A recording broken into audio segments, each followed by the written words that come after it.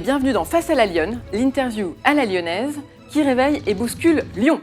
Je suis Alexandra Carracézelli, fondatrice de l'équipe des Lyonnes, et chaque semaine je reçois tous ceux qui ont envie de faire avancer la ville ou la qualité de vie à Lyon à travers un projet, un concept ou une initiative. C'est un appel poignant auquel nous allons donner écho cette semaine, celui de Laure Seda, qui vient d'écrire une lettre ouverte au président de la métropole et au maire de Lyon, intitulée « Après Iris et Warren, combien de morts voulez-vous encore ?» Vous en avez forcément entendu parler, tellement ce drame avait ému les Lyonnais. Il y a 2 ans, sa fille, Iris, 15 ans, et son petit ami, Warren, 17 ans, étaient percutés par une ambulance alors qu'ils roulaient en trottinette dans le couloir de bus sur le quai Joffre, en bord de Saône, ouvert à l'ensemble des mobilités douces. Depuis ce terrible accident, les familles, mais aussi les habitants du quartier, interpellent les élus pour revoir la configuration des voies de circulation pour éviter d'autres accidents. Ils n'ont visiblement pas été entendus. Pire, l'aménagement incriminé vient d'être déployé juste en face, sur le quai Fulchiron. Nous en parlons cette semaine avec la maman d'Iris, qui avait jusqu'à présent choisi de ne pas s'exprimer publiquement.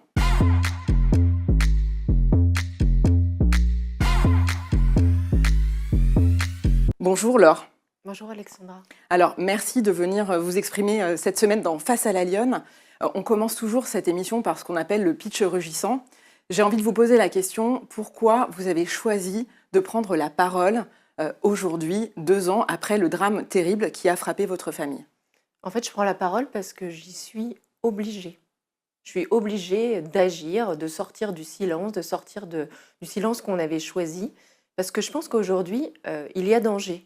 Donc je prends la parole comme j'émets en fait un cri d'alerte pour dire aux Lyonnais, aux élus, à la justice, il faut que ça s'arrête. Il faut arrêter de mettre les Lyonnais en danger sur des voies dont on connaît parfaitement la dangerosité. Moi, je suis témoin de ça. Ma fille est morte, Warren est mort sur ce type de voie partagée et aujourd'hui, elle se déplie, elle se déploie alors même qu'on n'en a pas besoin et c'est le cas sur le quai Fulchiron comme vous me l'avez dit. Alors justement, est-ce qu'on peut prendre le temps d'en parler? Qu'est-ce que vous reprochez exactement à l'aménagement d'abord du quai Joffre, qui est le quai où s'est déroulé cet accident? Qu'est-ce qui ne va pas en fait sur cet aménagement? Mais je crois que ça ne va pas depuis des années. Le quai Joffre, c'est depuis 2017. Depuis 2017, on a eu 20 accidents. C'est de manière notoire le quai, un des endroits les plus accidentogènes de toute la métropole. Ça veut dire que tout le monde sait les conditions de l'accident. On avait une voie voiture, une voie vélo et bus partagés. L'accident a eu lieu dans ces conditions. Qu'est-ce qui s'est passé depuis? Rien.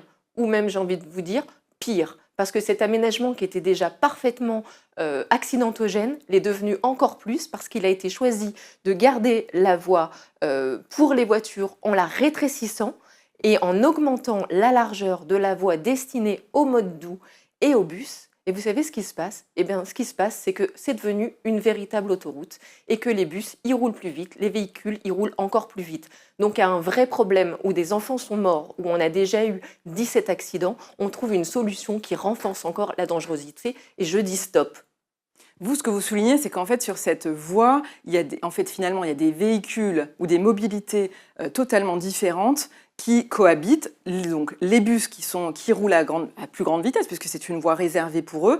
Mais de fait, comme il n'y a pas de piste cyclable isolée, finalement, les mobilités douces, donc les cycles et les trottinettes, se retrouvent en confrontation sur ces voies. C'est ça ce que vous soulignez. En fait, ce qui se passe, c'est que dans les projets d'aménagement et en tout cas dans ce qui s'est passé depuis presque 2 ans, la mort de nos enfants, la vérité c'est qu'il n'y a pas eu d'amélioration puisque nous n'avons toujours pas réussi à sécuriser les différents modes de transport. Aujourd'hui, ça n'est pas satisfaisant, ça ne marche toujours pas. Il y a eu un accident en janvier 2024, ça veut dire qu'on continue sur cette voie qui ne marche pas et puis pire pour moi, c'est qu'on le duplique juste en face de chez moi de manière à mon sens, complètement gratuite et incohérente. Alors juste, en face de chez vous, ce que vous soulignez, c'est que donc, cet aménagement qui pose problème sur le quai Joffre, pour lequel vous alertez, d'ailleurs les habitants du quai Joffre sont nombreux à interpeller régulièrement les élus sur ce sujet.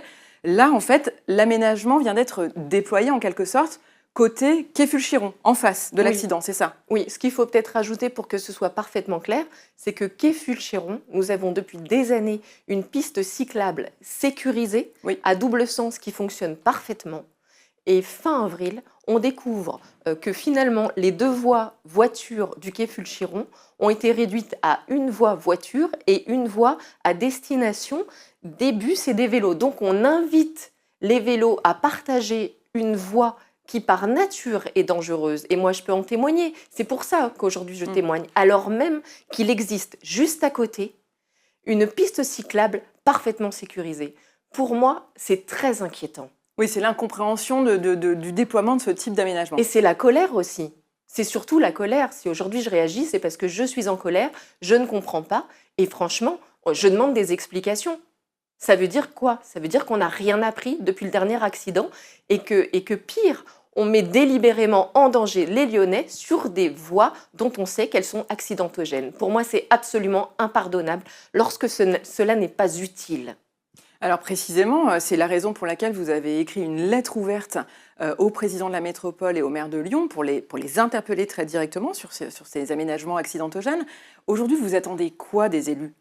C'est quoi? Qu'est-ce que vous voudriez obtenir? Mais j'aimerais déjà qu'ils entendent ce cri d'alerte qui leur est destiné, vraiment de dire stop, nous allons devoir arrêter de déployer des mobilités qui sont accidentogènes et sur les choses dont on a parfaitement conscience que ça ne marche pas puisque nos enfants sont morts dessus, eh bien en fait, n'y allons pas.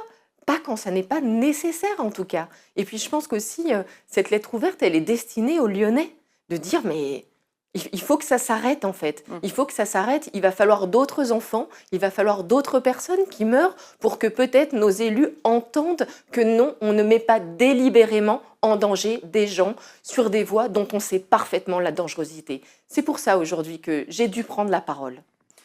Dernière question sur le sujet. Est-ce que, je crois que vous attendez toujours le procès de l'accident qui a eu lieu. Vous en êtes où de cette procédure? Eh bien, on n'en est pas très loin, à vrai dire, parce que ça fait presque 2 ans que nos enfants sont morts. Et on est toujours en attente de l'expertise d'accidentologie qui nous donnerait la vitesse exacte de l'ambulance. Donc, ça fait 2 ans. Ça stagne. Pour nous, c'est très difficile avec Jessica, notamment la maman de Warren, dont je suis très proche. Et puis, du coup, je pense que cette lettre ouverte peut aussi servir à remettre ce dossier en haut de la pile. C'est terrible ce que je dis, mais je crois que c'est une réalité.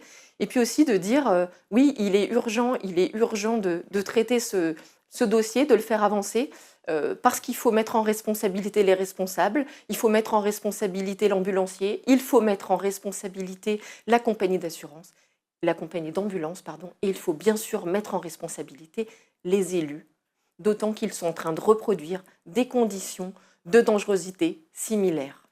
Voilà. Laure, on va essayer de mieux vous connaître parce que, comme je le disais, jusque présent, vous avez choisi de ne pas prendre la parole. Donc, les Lyonnais vous connaissent pas trop, pas particulièrement. Donc, c'est la séquence portrait lyonnais. Dans la vie, c'est quoi votre personnalité? Vous ressemblez plutôt à un petit chat ou plutôt à une lionne? Alors, je pense que, malgré toutes les apparences, je crois que je suis vraiment un petit chat dans la vie.